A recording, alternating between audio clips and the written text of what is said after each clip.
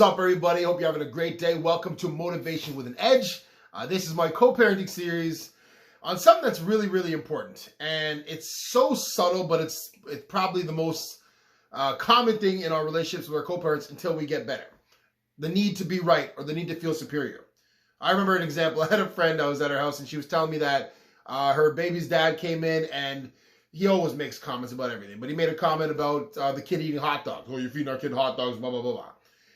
And she told me literally the next time she went over to his house to pick up her child, he was also eating hot dogs. And I'm sure the father wasn't even aware that he made the comment last time because of the need to always criticize. Now, if you have this balance of power, like good, harmonious co-parenting relationships are a give and take, there's a compromise, there's communication to better the child's life. The bad ones, the most immature ones, which is most of them, unfortunately, me included, are a constant bickering to one-up each other.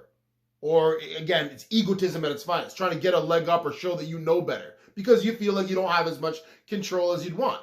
It's emotional immaturity, but it's normal and it's understandable until you realize it. So as the recipient of the criticism, you have to know this is a very, very common thing. And as much as you want to take it personally and fire back, that drama creation is what they are searching for in some way.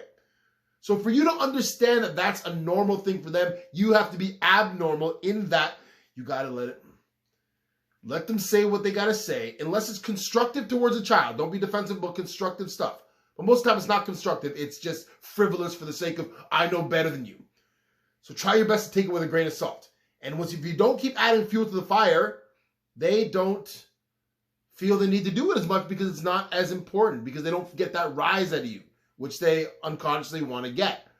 Now, for the giver of these criticisms, I understand.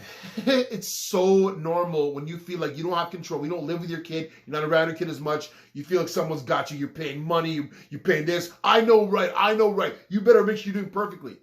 You got to chill out.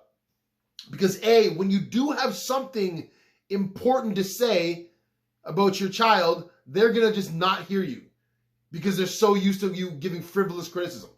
For lack of control. Like when I'm not around my kid, I want to know that when I have something to offer, it's heard and respected. But if I'm popping off about everything just to feel like I know better, I'm not going to get a proper ear. So don't criticize if you don't have to. Don't just look for problems because it's so destructive to the relationship. And ultimately, what is the goal of co-parenting? It's to coexist properly so you both have a positive impact on your child. But if you're just spouting off bullshit, you're not going to get an ear when something important does come to light. So both sides need to be better at understanding each other and understanding what you're trying to actually accomplish in the long run. So be better to each other, be better to yourself, and ultimately be better for your children. Thank you very much.